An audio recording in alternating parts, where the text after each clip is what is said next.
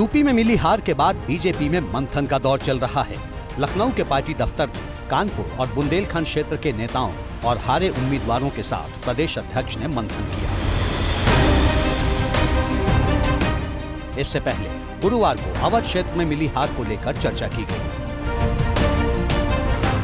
ABP news को जो जानकारी मिली है, बीजेपी में हार के विलेन की तलाश जारी है।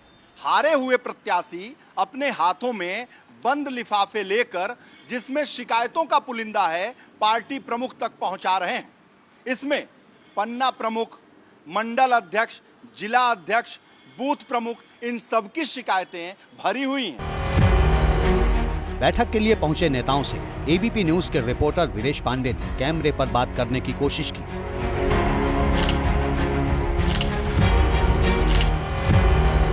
ज्यादातर नेताओं ने कैमरे से दूरी बनाई, लेकिन बांदा से चुनाव हारे पूर्व सांसद आर.के. पटेल अपने दर्द को छिपा नहीं सके और कह दिया कि हमें तो अपनों ने लूटा, गैरों में कहां दम था।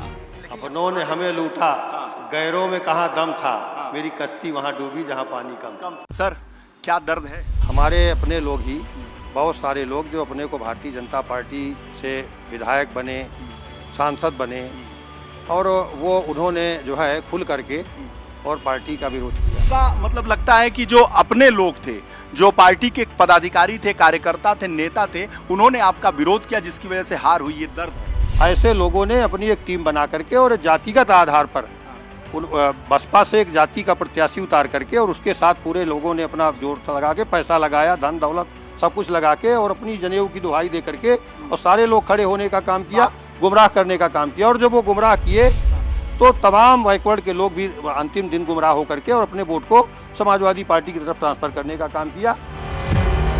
यूपी में इस बार का रिजल्ट चौंकाने वाला रहा, क्योंकि 80 में से 37 सीट अकेले समाजवादी पार्टी ने जीत ली। बीजेपी को 33 सीट मिली, एसपी की सहयोगी कांग्रेस को 6 सीट, जबकि बीजेपी के सहयोगी आरएलडी 2 और अपना दल 1 सीट पर चुनाव जीते।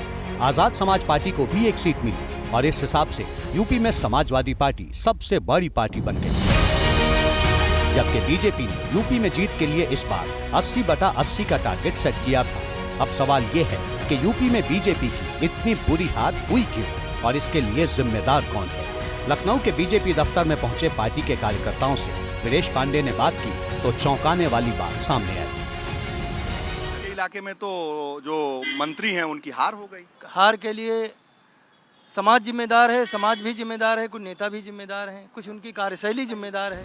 भाई बड़ी बड़ी गाड़ियों में हूटर बजाते हुए चल रहे हैं, कार्यकर्ताओं की उपेक्षा कर रहे हैं। बिल्कुल यही हुआ है, इसी वजह से ये सब हुआ है। नेताओं ने जिस तरीके से काम किया है, उसका खामियाजा तो भुगतना। नेताओं ने कुछ गद्दारी की है मिलकर। आपके अंदर भी तो खामियां रही। खामियां प्रशासन, अगर भारतीय जनता पार्टी को नुकसान उत्तर प्रदेश में हुआ है तो शासन प्रशासन के लोगों ने कार्यकर्ताओं की नहीं मानी। भारतीय जनता पार्टी को कहीं हराने का कार्य किया है तो ओनली प्रशासन प्रशासन प्रशासन, चाहे वो पुलिस का प्रशासन रहा हो, चाहे वो तहसील का प्रशासन रहा हो, चाहे वो ब्लॉक का प्रशासन रहा हो, इन्होंने सारी सीमाएं लांघ दी थी। साधु बाबा, क्या रहा ये सब? भाजपा की जो हार है, पार्टी कार्यालय पहुंचे हैं, बताएंगे ना सब कुछ। विधायक लोग, नेता लोगों ने कमी रहे। देश में तो अगर घर का सब जिम्मेदारी ले, उनके एमपी विधायक ने कमी है। क्या है दिक्कत, क्या है? पार्टी के नेता मदद नहीं करते हैं और उनके पास जाओ कुछ होगा नहीं, पैसे ले लेते हैं आदमियों से, और समाजवादी पार्टी की मदद करते हैं और हमारी लोगों में मदद ही नहीं करते, फिर कहते वोट नहीं मिला। अच्छा, समाजवादी पार्टी की मदद भाजपा वाले कर? भाजपा के नेता करते हैं, सभी करते हैं, एक भी ऐसा नहीं जो मदद ना करता हो। भाजपा मैनपुरी में किसी की तीर गई नहीं, वो नेता लोग हैं, केवल गांव में एक जगह गए, बाकी लौट आए। हम लोग यहाँ आए हैं केवल मोटरसाइकिल से आए हैं मैनपुरी से यहाँ, और कोई हमारी नहीं सुनना है। ये लोग पार्टी के नेताओं से लेकर उम्मीदवारों तक पर सवाल खड़े कर रहे हैं और ये आरोप पहले भी लगते रहे हैं। पार्टी के सांसद जनता से दूर हो गए थे। यूपी बीजेपी ने हार की समीक्षा के लिए एक टास्क फोर्स का गठन किया है, जिसमें हर 2 लोकसभा पर एक टीम का चयन किया गया है।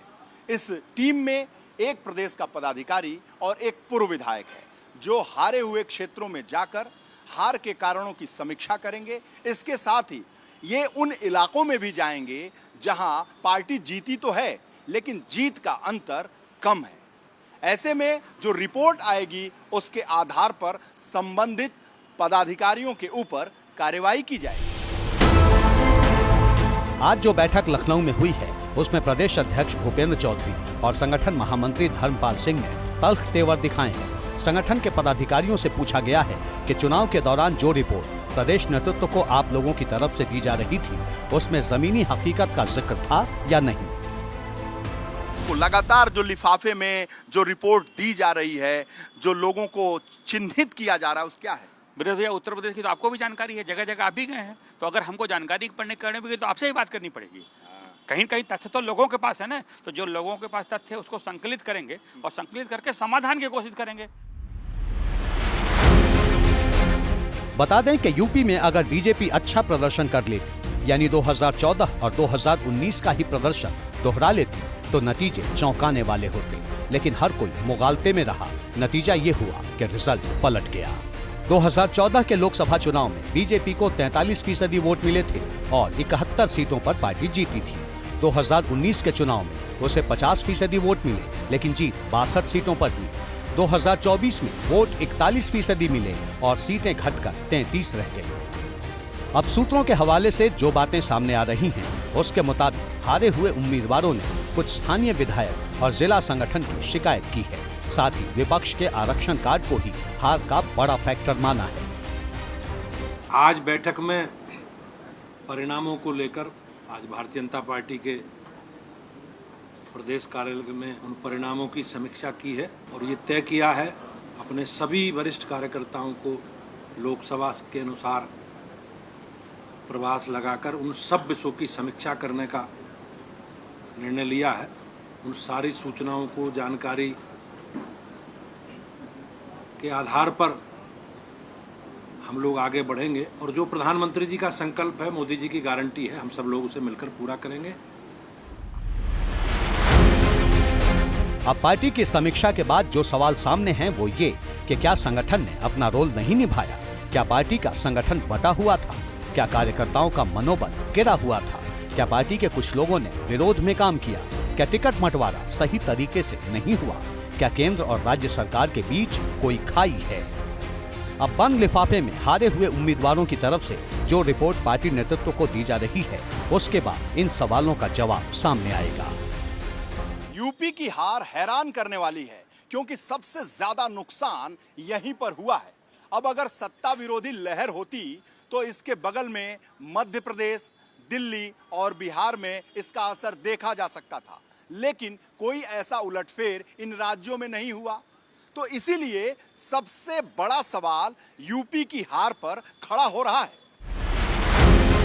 हार का रीजन वाइज विश्लेषण करें तो 2019 की तुलना में पश्चिमी यूपी में बीजेपी को 6 सीटों का घाटा हुआ, अवध में 9 सीटों का नुकसान, पूर्वांचल में 11 सीटों का और बुंदेलखंड में 3 सीटों का नुकसान हुआ।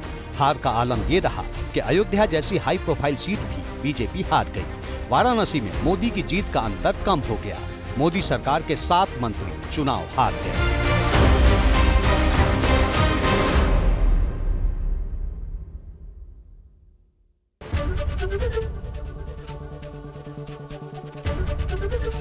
एबीपी गंगा, खबर आपकी, जुबान आपकी।